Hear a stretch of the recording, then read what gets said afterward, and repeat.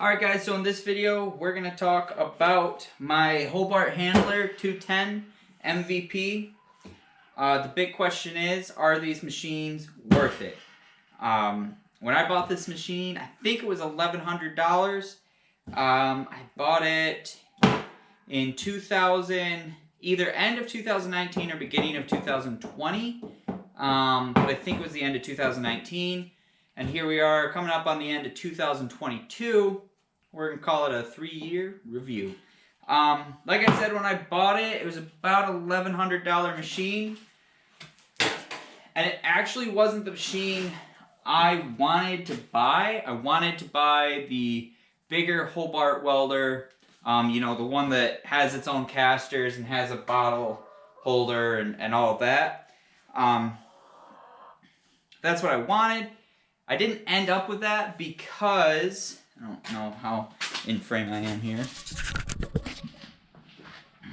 I didn't end up with that because I had an old Clark 135EN welder that quit working. And I don't remember why it quit working. I think the rollers went out on it as I was in the middle of the job, so I had to buy something then, like to try and pay cash for stuff. And that I was actually saving up to buy the bigger brother to this machine, which I think was $1,500, maybe $1,400. I can't really remember because I didn't end up buying it. But I had like $800 and I scraped up a couple hundred more and I bought this. Like I said, I was in the middle of the job. And I ended up calling a friend of mine who has the same welder. This is his main welder in his shop as it is mine. And he says it works flawless. Haven't had any problems. So with this, it claims 3/8 1 pass. I'd say you could probably get it hot enough to do that. You know, I can burn through 1/4 inch pretty hot. But my general rule of thumb is on anything like bigger than 3/16 or 1/4, I'm probably going to put a couple passes on it.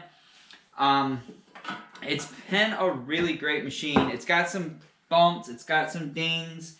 I have dropped this machine about 4 foot. I think I knocked it off the back of my welding truck one day and it crashed, boomed, landed. Luckily the bottle wasn't attached to it. I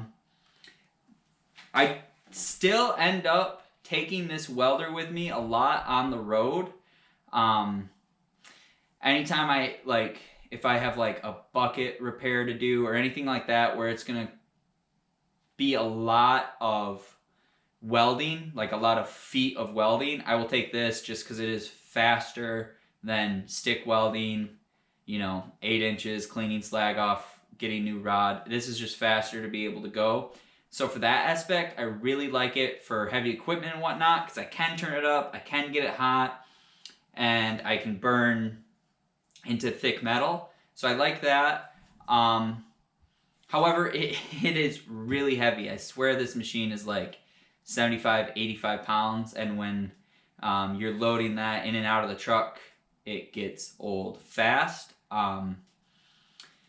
Especially carrying around this big old bottle. So I actually think my next welder purchase is going to be a little briefcase welder with a smaller bottle.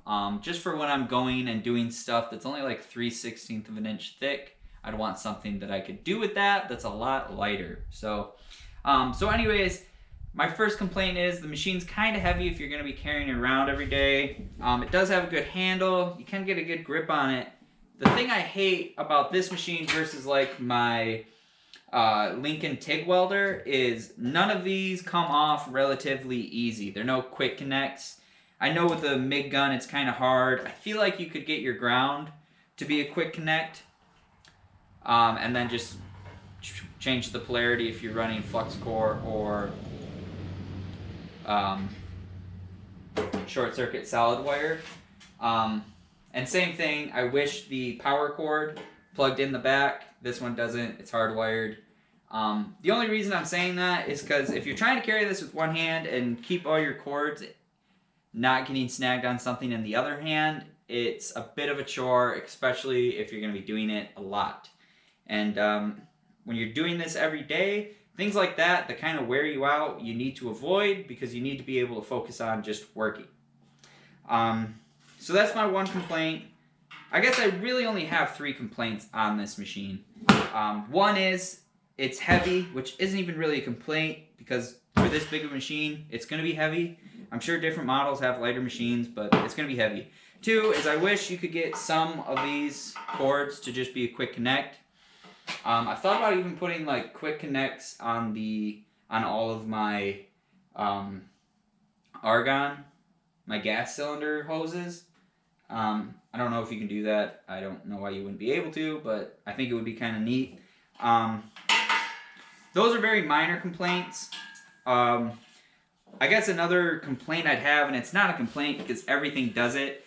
This is not the original ground clamp that came on it. The original one is much smaller. They always burn up.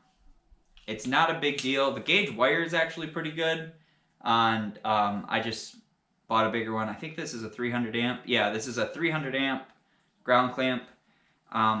Machine doesn't get that hot, but it's better to overdo these than to underdo them. So the big complaint I have on this machine versus the other machine is your MIG welder, your lead. I think this one's about 10 foot, if I had to say. That's pretty small, especially like here in my shop. It's not a big shop, it's 20 by 20. Like for this, I'll spin you around. So this trailer right here is set to get new fenders put on it.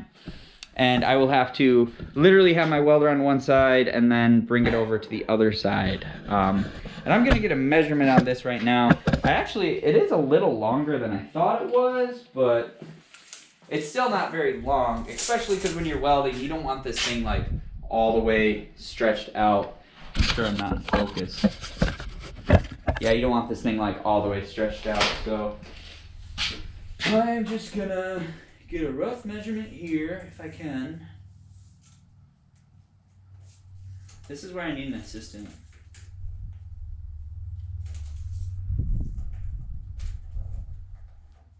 Come on, hook on something.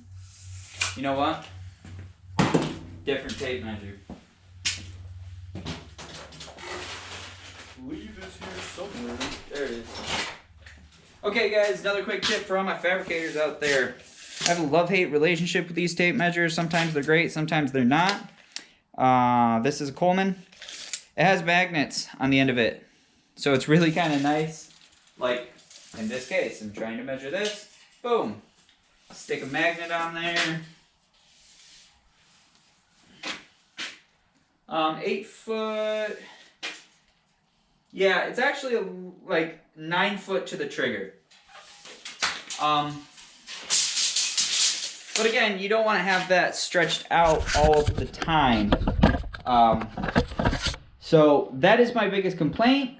But today, we're going to solve that problem. Because for like $100, you can buy what is in this package. I don't have a knife.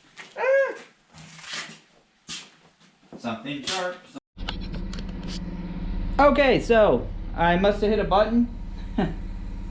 And for whatever reason, I didn't get that recording. So, I do have the new one on. This is a lot nicer. It is a lot longer. I can reach all of my shop. Well, pretty much anywhere I'll be welding. So that's nice. Again, I don't like how small this handle is.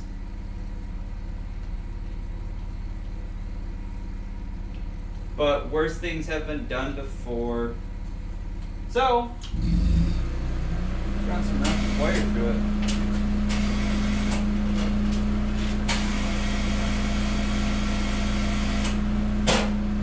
For any of you who don't know, whenever you're running wire through a welder like this, it's best to keep it as straight as possible.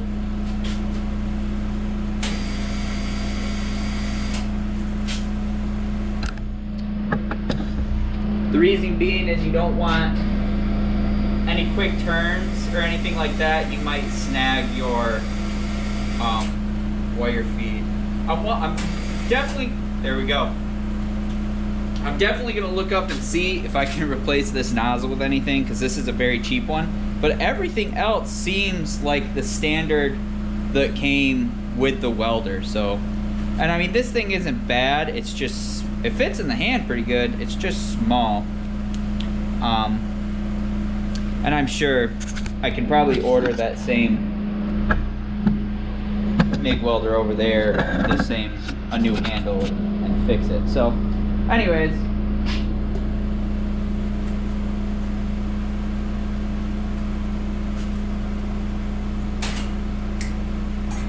trim that.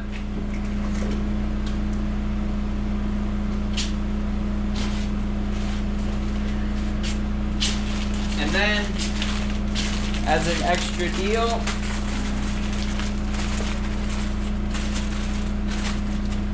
hope these are right anyways.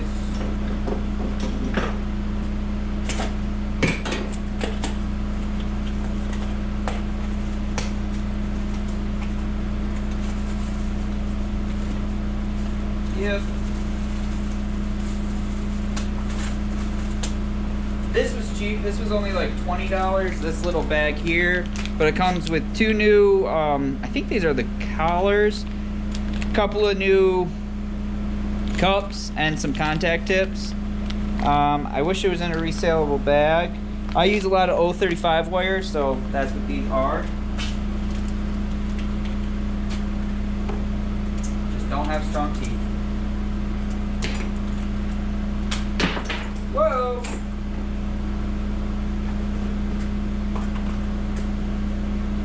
So,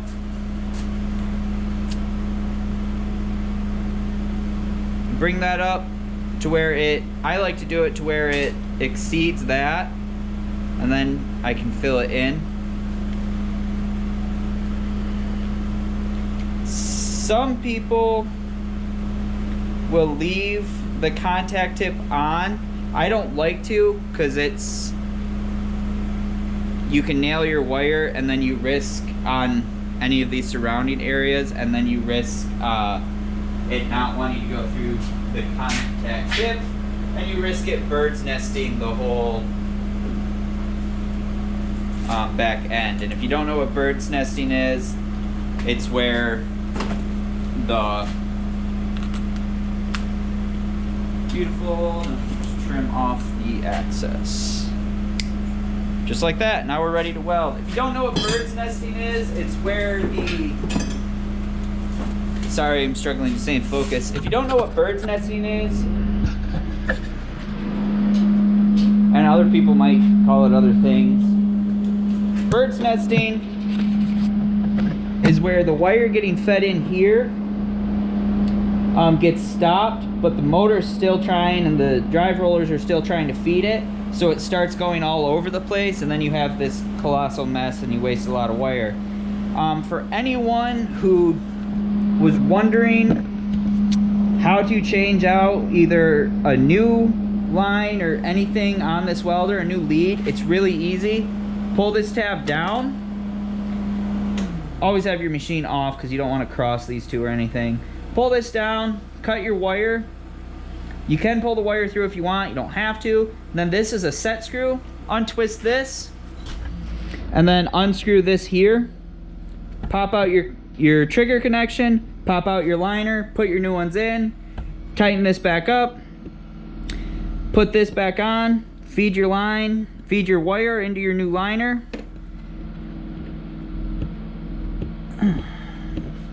Got some dust down there. Pop this down. Put it all back together, and you're ready to weld. So, all in all, do I think this machine is worth it? Absolutely, 1,000 times over.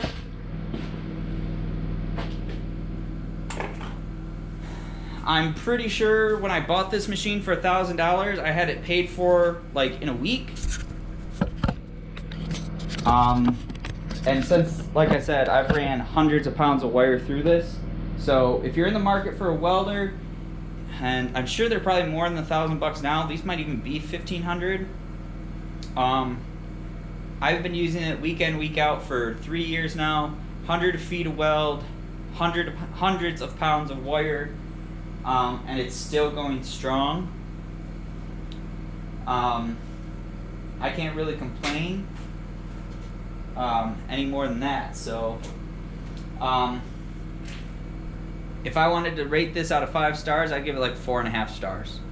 4.5 stars, because it's a great machine. I wish it came with a longer cable, but for commercial use it will get you by, and that's the name of the game when you're just starting out. If you can save $500 here and there by maybe not getting like the top name brand equipment, or you know, equipment that will work, it's just a little more hassle.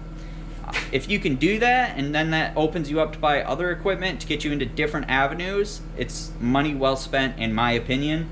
As you can see, a lot of what I have isn't like top name, top brand quality stuff, but it gets me out there, it gets me making money, it gets me building clients. And you know, when this goes bad, I know I can justify going out and buying a really nice one, because I have built so much work up with this welder. Though when this one goes bad, I can go probably spend $3,000 on a new nice welder if I want to. Same thing with my engine drive that's on my truck. I bought it because I didn't have tons of mobile welding clients when I bought it, but now that I have it, I've built myself up a clientele list, and when that thing finally goes out, I can treat myself to a new one, a nice one, a better one. And that's the same thing with everything. I used to have an abrasive saw. When that thing went out, I knew I was... If you don't have enough work to burn one of these up, then this is all you need. Once you have enough work to burn one of these up, you can go get a newer, nicer welder. So, that's my pitch for the day. Anyways, guys, thanks for watching this video. If you're in the market to buy one of these welders, I'd say definitely do it. And until next time, remember, if you're not burning, you're not learning.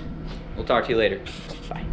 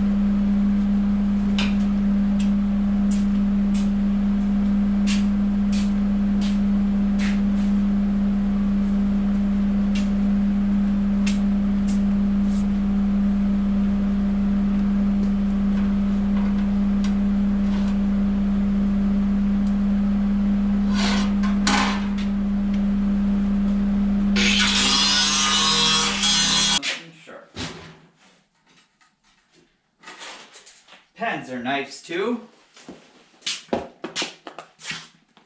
Yeah, so for like $100, and it said on the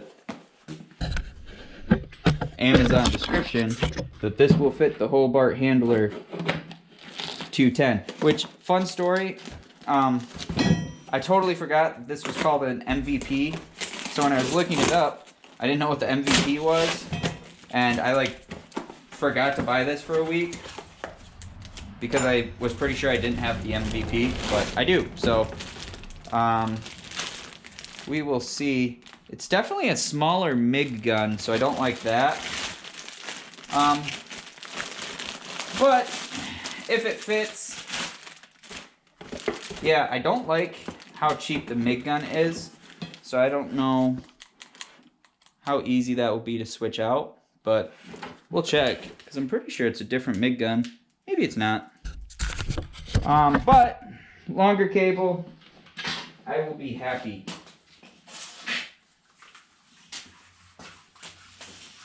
Happier. That'd be a longer cable.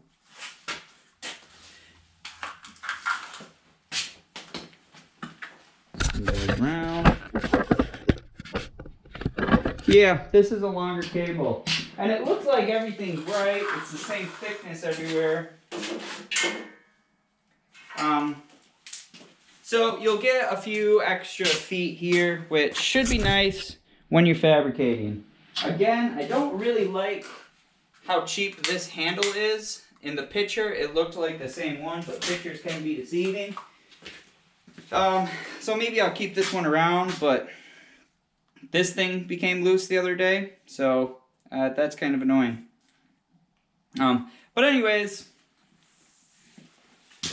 all in all, it's been a pretty good machine. I'll switch this out and we can kind of see it all done, and I'll bring you guys back for that. So hopefully this will be a fix to my biggest complaint. My biggest complaint is I have a 10-foot table here, and I'd like to at least be able to run a cord to run the whole length. So did I stop recording?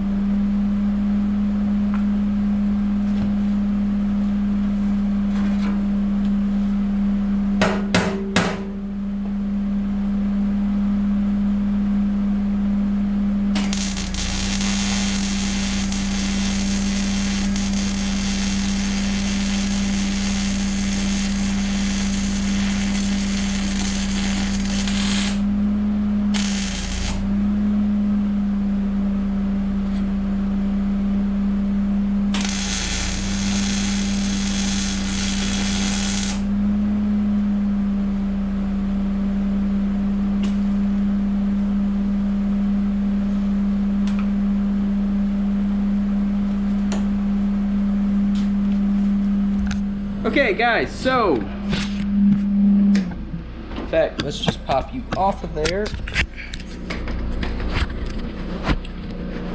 Watch me get my glove off. So, not the greatest fix in the world, but kind of the deal that was made. I really only filmed it so I could show you guys how the new lead welds. And as you can see, not that bad. Didn't spend a lot of time adjusting my settings or anything. Basically what this was the guy was nervous about his fenders. They were flopping so much going down the road. Doesn't use the trailer much, but when he does, he wants it to work.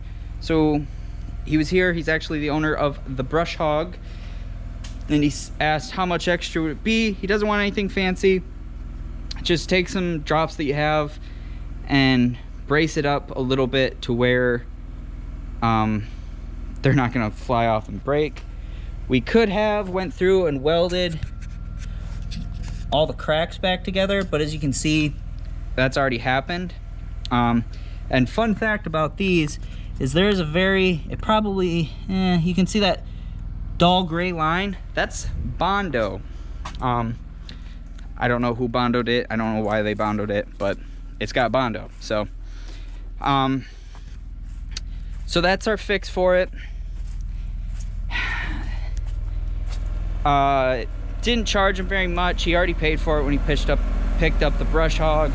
I can't remember how much I charged him for it. Sorry, a little loud. Might have been, well, basically it's a freebie. I kind of just worked it in slightly to his Brush Hog repair cost. Main reason being is he brings me a lot of work. Work for him, work for his company, and just all around. Anyone he sees and talks to, he'll usually run my name and number by him.